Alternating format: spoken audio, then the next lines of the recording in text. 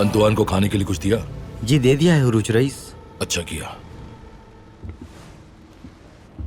मेरी तलवार तुम्हारे पास है। मुझे मेरी हैसियत और रुतबे के मुताबिक मेरी ही तलवार से मार डालो उरूज।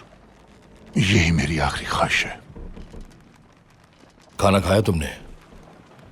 कोई परेशानी तो नहीं तुम्हें?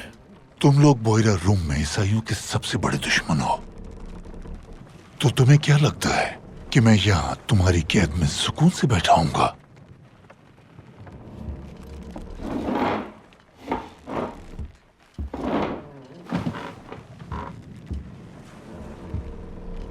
जिस तरह तुम हमारी हैसियत से वाकिफ हो, उसी तरह हम भी ये बखूबी जानते हैं कि तुम कितनी अहम शख्सियत हो ईसाइयत के लिए।